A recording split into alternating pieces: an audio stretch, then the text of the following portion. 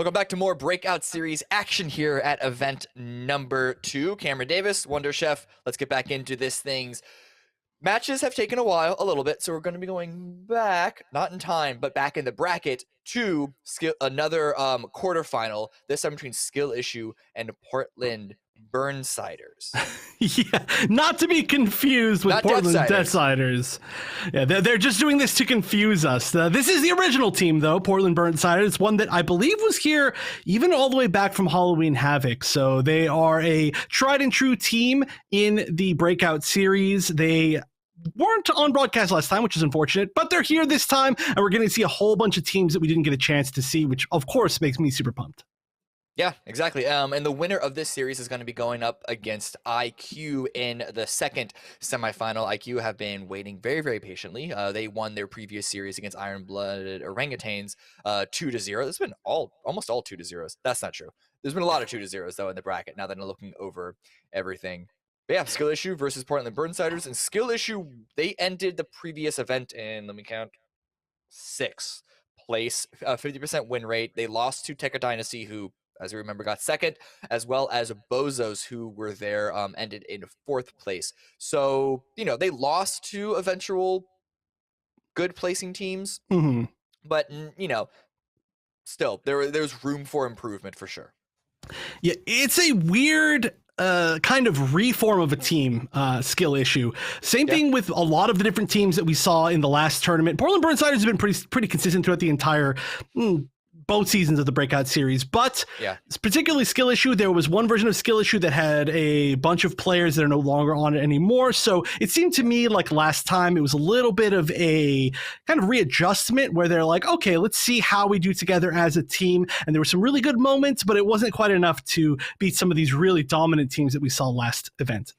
Yeah, well, we'll see how much their skill has increased as they face off against the Portland Burnsiders. I don't think the Portland Burnsiders were in Celestial Assault. Oh, maybe they weren't. Maybe that was one of them that they actually missed. They're just such a consistent team that I just tend to think that they are just in every event. And in fact, actually, they've been recently running these like a pug server where rather than, just queuing up, they have been running specific times during the day where most of the good players in the region or slightly out of region have been getting together and just playing with each other. And there's been some really good high level experience. I don't know if I'm 100% right. Somebody tell me in chat, but I'm guessing that's why Portland Deathsiders have changed their name to that. But still, huge shout outs to Portland Burnsiders for that. I'm sure somebody in there will be able to share the info, I guess. I don't know exactly how, but it's been really cool. Oh, apparently they were in Celestial, but they were under a different name because the site that I'm looking at doesn't include them. Either way. Yeah. Okay, there's a lot of things. Okay, there was a Portland merger somewhere, and things are incredibly complicated. There were shell companies all over the place. They're trying to dodge taxes with all this nonsense. So I'm not the IRS, so I'm not going to look into it. Point is, we're going into this next match, and the other point is that these are all players that do have some level of competitive experience, whether or not they were in the previous events or not, right? Like none of these are not newcomers. Right. That's the main point. Far from newcomers. They were newcomers. That's one of the things, of course, that we've loved to see over the course of this circuit and this tournament and this game are these teams that did start out as newcomers, whether they were either new to Gundam Evolution or new to competing in general. But we see them get better and better over time. Portland Burnside since the start, and we can actually see where the picks and bans were. Is that the Skill Issue logo? That's a great logo. Yeah, it's Jim. But also, you see what map number 1 is going to be?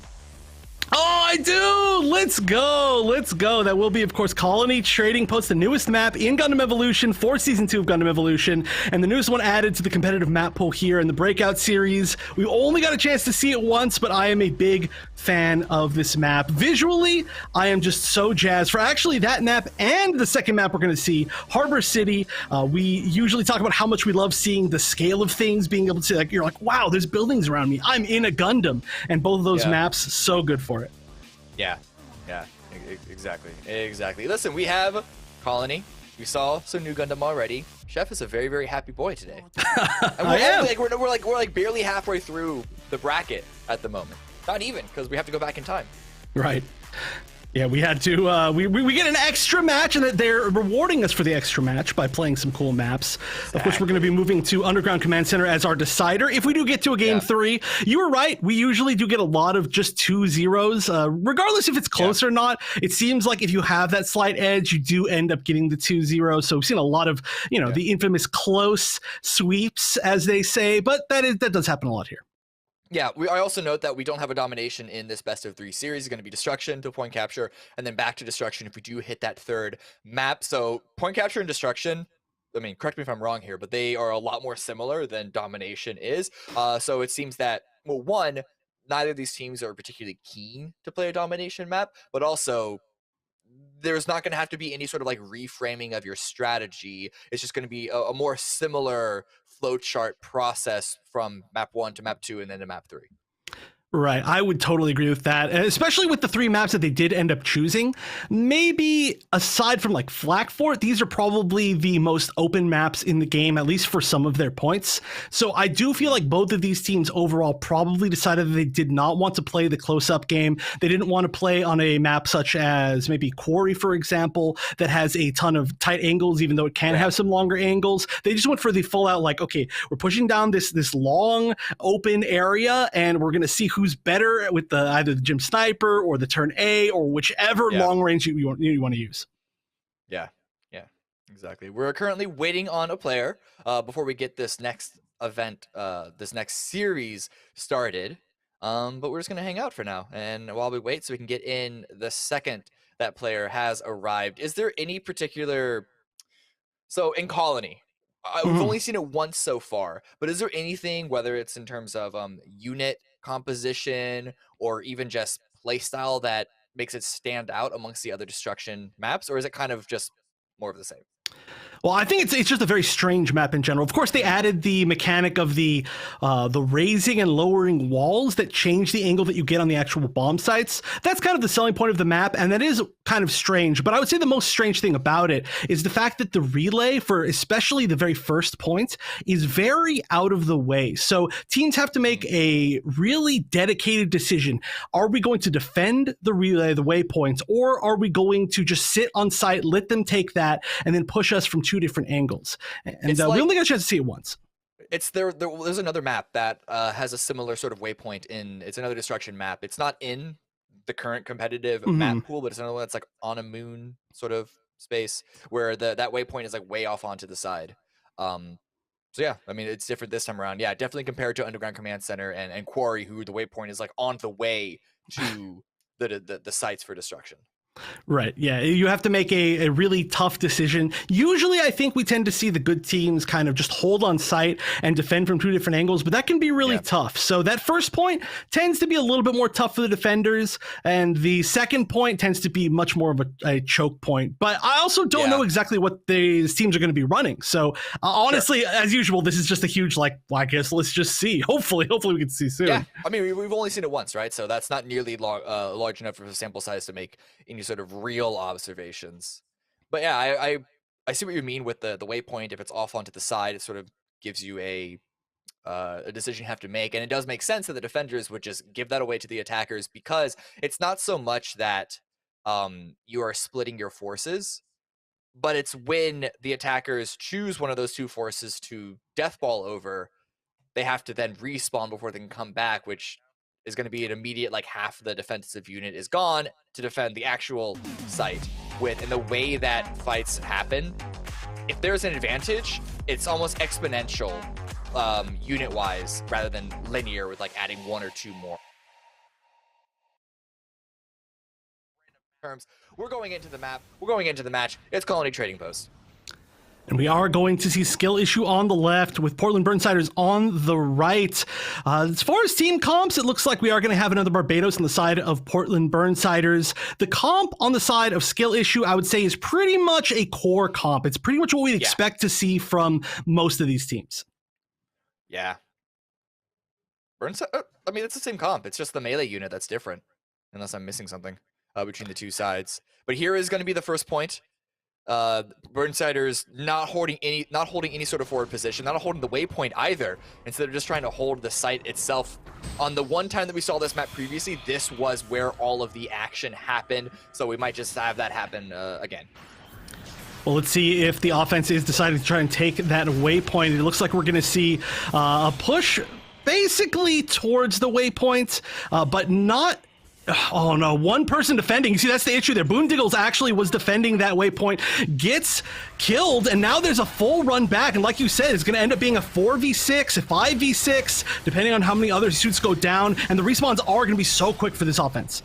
Yeah, Killer got taken out, now taken out, so Burnsiders, they're pushing forward. Looks like they're even getting the Mega Charge armed for skill issue despite losing a couple of players. Oh, just barely does the charge get armed before the Sazabi gets taken out. Killer Umbrella sneaking on in to try and make sure that the defuse can't happen so quickly.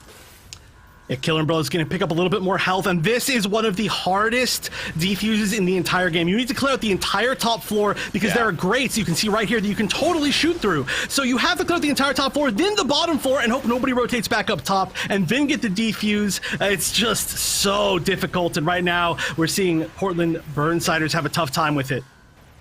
And the Pale Rider's coming up huge for a skill issue at the moment. Victus dealing a lot of damage, in fact, overhealing right now. Killer Umbrella is also finding a heal you can see on the left side, but Boondiggle's trying to come in and trying to get the discharge, but here comes Jay Slay dropping down with the Sazabi. Heavy damage. Shield at the ready to not get taken out. It's going to be the Pale Rider as well, getting 3 kills in the kill feed to clear the area, defend the area. That's actually incredible. They managed to get that disarm off. That was kind of a sneaky little option. We're seeing the Hades right now get up on Evictus. Probably not going to use it quite yet. There are 3 suits down on the side of Portland Burnsiders. It's a little bit of a stagger. Hopefully they can get the Oh, no, they're not going to regroup. This actually could be just, again, the continuation of the stagger. Verite pushing forward there on the Ashamar. That unit's job is to keep everyone distracted and looking in multiple angles because of the verticality.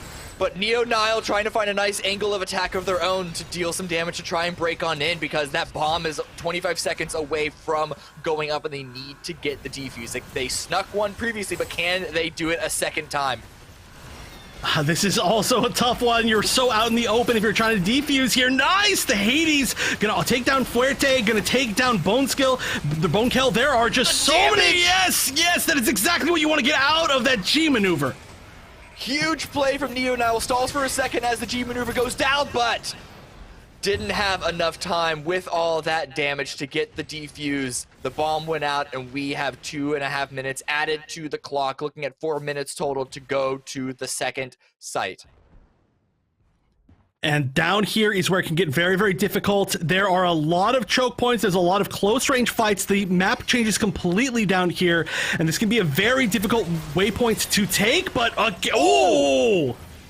Victus, great shot, does get knocked away by the G maneuver from the opposing Dom Trooper, but they're still getting positioning onto the waypoint. That's going to make it easier to push ever forward onto the site itself and get another Mega Charge. Plant Barbatos doesn't spot it out, misses the stun. Bonekill is there with teammates to drop that melee unit out of the game for at least a few seconds. If they can get a bomb plant off of that, this will be huge, and they could snowball this into a round 1 victory.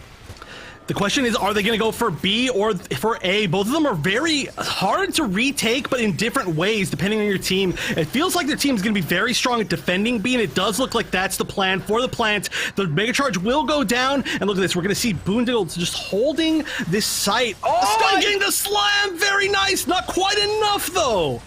Oh, and runs back into a Dom mine and does go up for that, so wasn't able to capitalize on that stun as much as he was hoping for, as much as we expected out of it. And it looks like skill issue. They're pushing on back over on to the side. 30 seconds for a defuse to come on in. Oh, and with that Unicorn G maneuver, it can be really tough in that tight space, but that's going to be a great way to get rid of it, going with the punch. G maneuver for G maneuver, but we are about 1/3 of the way from the exploding here, and there are just not many suits left for the side of Portland Burnsiders. Only one. They've got one final push, but somebody's going to have to sit on there to get that extended time if they can even get there. Yeah, and there's a G maneuver at the ready, and there's looking like a few more in line if the Sazabi G maneuver for skill issue doesn't work, but it doesn't matter. Doesn't need to be used. The Ashamar is there, the Pale Rider is there, the defense is there. It's going to be a round 1 over. It's going to be a 2 bomb site completion for skill issue with a good amount of time left over. That's one of the most successful offenses that I've seen on that map. It can be very difficult to break through. This is one of those maps where I feel like when I see the good teams play on it, both teams have issues once the other one's on the defense, right? So once the plant is there, oh my gosh, look at that damage on Invictus, 23k, and then 20k on GENL as well. This is Pale Rider versus Pale Rider. These are the 2 stars of the show right now, and what's great is that we're going to be able to see even more of that fight while the rounds have swapped. Yeah, I feel like that is very telling of the ranges of this map. Both of the Hades were used extremely well and basically pushed for potentially like the full defenses or the potentially full pushes. So I think so much is just going to depend on how they save their Hades over the course of this map. And it might just come down to who saves it better. The fact that Neo got 20,000 damage while the rest of their team was just not quite even at 10,000 damage, that's huge. Yeah, but listen, sides to swap. This is only the second time we have seen this map here on the broadcast, so we're kind of learning maybe this is a particularly attack or a particularly defensive-sided map. We don't really know at the moment. We need a larger sample size, and we're now waiting for Portland Burnsiders to come back and answer back with, as you say, that pretty strong showing from Skill Issues attack. I was not expecting just a run through basically on the side of Skill Issue, but here we go. On offense, we are going to see most of the team splitting over towards the waypoint, which is what we saw on the other side as well. So it seems like we're going to have more players. This is a pretty solid defense. No kills just yet, and it looks like the defender's going to be backing away, going to be getting rid of the waypoints. We don't want to see what we saw the first time with the defense losing a couple of players, which is what gave the attackers that initial leg to eventually get the bomb plan. Skill Issue are going to be backing away. Fredte's there on the high ground, flying up in the air, flying up in the sky to try and get a first kill. Heavy damage on the Boon. Doesn't get the knock just yet, but Killer Umbrellas is there to finalize. A great pick, a great pick on this defense. You do not want the any sort of melee getting up close onto these points. That can be very hard to deal with just based on the verticality of it. But at least getting knocked behind the wall, so it could be way worse. Just the control that Skill Issue have on this bridge and the damage that's coming out is absolutely huge. There is some trading coming out from Burnsiders that they're not going down without a fight, a couple of knocks of their own, but the revives seem to be coming on in, and Skill Issue are just tightening that noose further and further. This is exactly what we want to see as far as defense on this map. There is actually, there's a chance here. Whoa, we don't get a chance to see exactly how that played out, but doing a lot of damage up there on the melee, and we do see the melees kind of running into each other, but we're probably going to have to see an escape from Boon to get out of there, get the kind of regroup, and they might push for this waypoint again. Problem is, if you want to talk about Hades, Invictus is already like 5% away from unlocking that, and Frete also 2% away from unlocking the punch. These DPS, range DPS units from Skill Issue are putting in the work, and they are getting rewarded for it.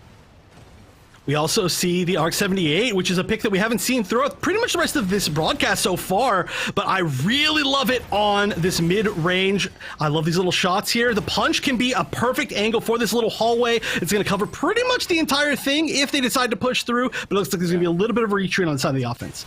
Don't want to overcommit onto that one. You don't want to get too antsy. It's like, oh, I have my G maneuver. I need to use it right now. That's an easy way to sort of throw a lead that you have away. But Invictus unlocks there as Hades takes down the opposing Gundam and swings down the lower side. Understands exactly where the attack is coming from. Finds the angles, finds the damage, and gets all of the kills. Even following up with the Hades not activated anymore. Still getting the damage on in and making sure that Burnsiders know who the boss of this map is. It's Invictus.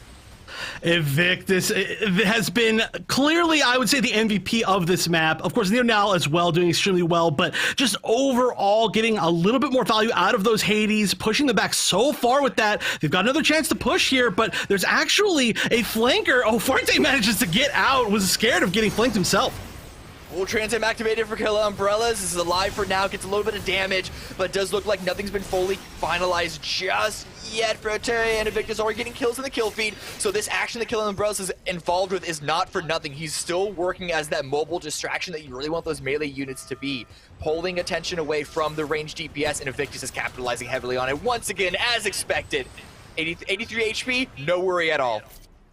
Well, especially with that healing field right there, just going to be, oh, actually just sees the Ashamar trying to sneak around, and Ashmar, one of Ashmar's least favorite people in the world, is an enemy Pale Rider, so you're not going to be able to sneak all that well. You can see exactly right there, Crumb having to retreat a little bit out of the rollout spots. This is not an easy spot. Crumb might get killed right here, and that would be a tough stagger. He's trying to delay to allow the rest of the attack comes in. He is getting isolated, however, but we'll see if the rest of the team can't capitalize on his distraction, on the delay that he is putting in. He does go down, LaCrum. He is going to get eliminated, so it's once again all blue in the kill feed. The Mega Charge does get planted, but with virtually the entirety of Burnsiders eliminated, it should be a pretty straightforward defuse. Ooh, or maybe not. At least they're going to get one pick. Oh, the G maneuver activated and tried to defend it. It's not going to be enough. That's unfortunate. That is a huge waste of resources. That Unicorn G maneuver can be huge on this particular site. We're actually going to see it on the other side as well from Skill Issue, and it's going to start to reset things here. A high ground Dom, though, that is one of the scariest things in the world, and it's going to get the down on Boone. Screaming Nimbus at the ready as well. The Mega Charge plant is coming in. It does get delayed just in the nick of time on the site, and the Screaming Nimbus was there on the bridge to make sure that the rest of the attacking team can't get there for support, and that's going to be Skill Issue taking map number 1, 2-0. Burnsiders wasn't able to get even a single site destruction. Extremely well played from Skill Issue. I mentioned it before. They were very much a new version of Skill Issue, you could say. They had a lot of newer players to the team in that previous tournament, and we saw them have a lot of strong individual plays, but it didn't seem like they were quite as ready to gel together. However, this version of them is looking stronger than ever, which is what we expect to see, and they're looking really good after taking that first game. I think Burnsiders is going to be asking Bandai to bring in unit bans after that match, because Evictus on Pale Rider, I mean, it's an exaggeration to say that he could have 1v6'd Burnsiders, but like looking at those numbers, is it that much of an exaggeration? I don't know. Yeah, it's incredible, just the amount of mileage out of that Pale Rider, out of that Hades. We'll see if Portland Burnsiders have an answer for that when we get to the next map. But before that, we're going to take a short break as the players get into the lobby. So don't go anywhere. We're going to be back with game number 2. Sick. That felt really good, Chef. Yeah, improving for sure throughout the...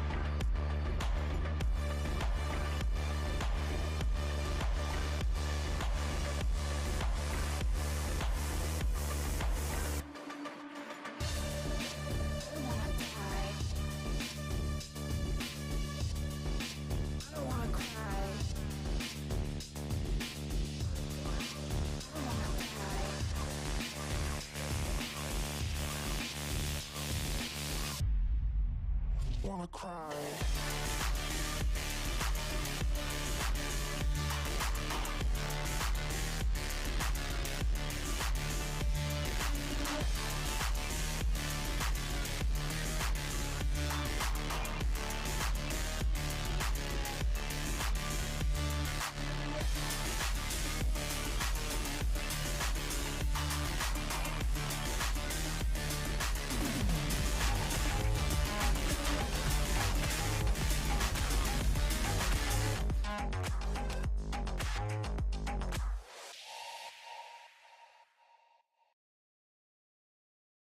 Against Portland Burnsiders as we move into Harbor City for our second map of the set.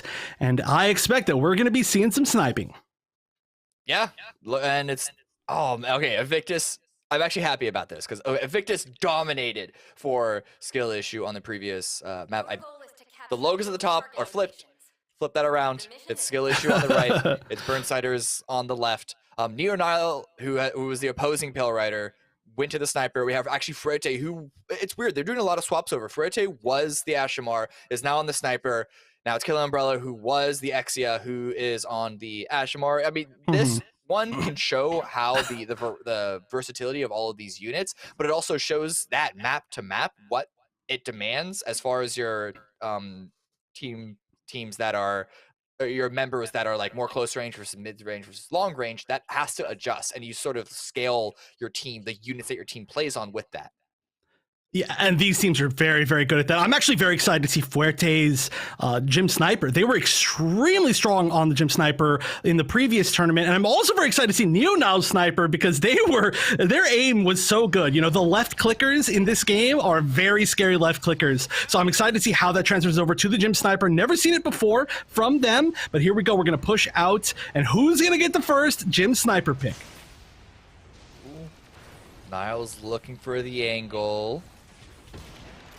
Oh, nothing found just yet. Fuerte's going to be able to find the first pick onto LaCrum, but drops behind cover. So the revive is going to be there for Boondiggles, who was playing that Barbatos. Damage coming out, turns ahead, turns to the skies for the attacking Ashamar, pushing in on the area, but not giving up the zone, not giving up the spacing. Going to continue to play into this corner. They're going to have to hold this off here. If they lose too many members, they are basically auto-losing A. It's what we saw before. Nice, the sniper is going to get some back shots into J-Slay. Getting that flank can protect, but you can't see. And that's actually going to be a huge pick. We're still going to see Fuerte up, but not able to find anybody important than Neo. This might be the sniper match right here. Who's going to get the kill? Oh, nobody yet. Nobody yet. Shots past each other's bow. You don't want to overcommit onto this one, especially in Fuerte. He's playing this super defensively. He cannot go down. That's the main goal right now, is to make sure that this first site eats up as much time on the clock, because unless it's an absolute domination map, it's going to get taken eventually. It looks like it is going to be units onto the A site by Burnsiders.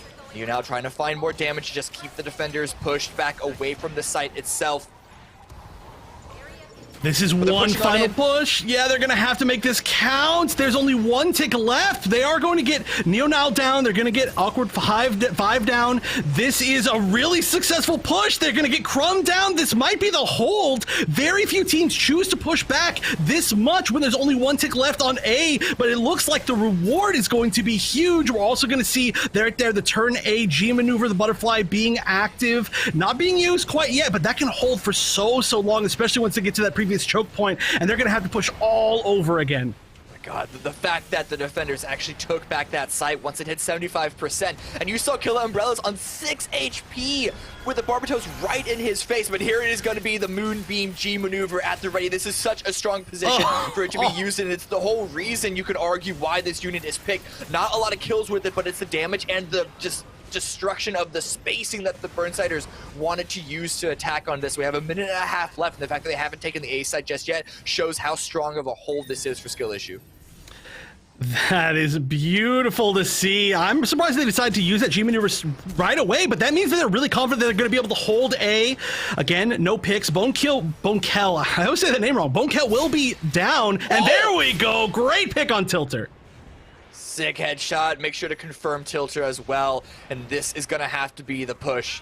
There's very little time in order for them to do it. Now pushing forward, trying to find more headshots, trying to take a Victus out. Victus falling away, as well as Killer Umbrella taking a lot of damage from, it looked like the opposing fire, but Lacrum and Neonile, yeah, they're dealing all the damage. They're getting all the push necessary to finalize, and it is going to be a finished A take, but the amount of time that's been eaten up by Skill Issue's strong defense, there's going to be very little room for error as they try and push in onto B.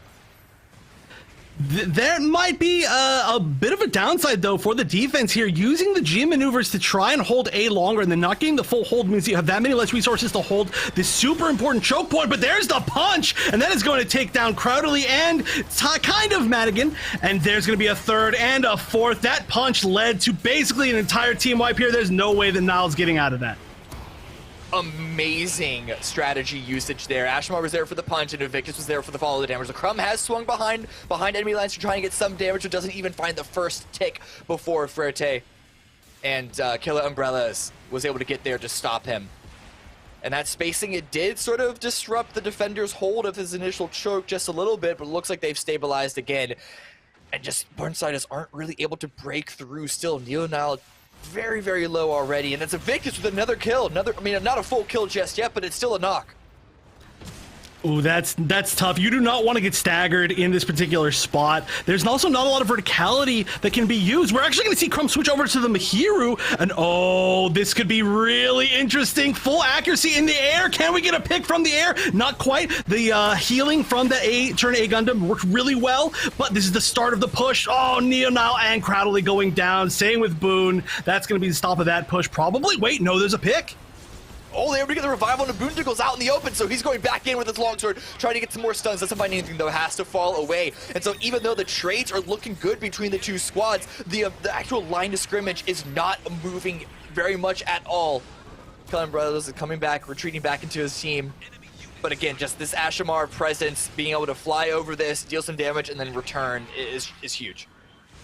The amount of G maneuvers on the side of Skill Issue is really kind of a deciding factor here. There's only 40 seconds left. That's one strong push. They did just use one of the G maneuvers. It's not going to be the biggest one. It's going to just give them sight on the other team. But we have the, oh my gosh, the biggest combo, the Methis plus turn A G maneuver combo. I think we're going to see it probably pretty soon.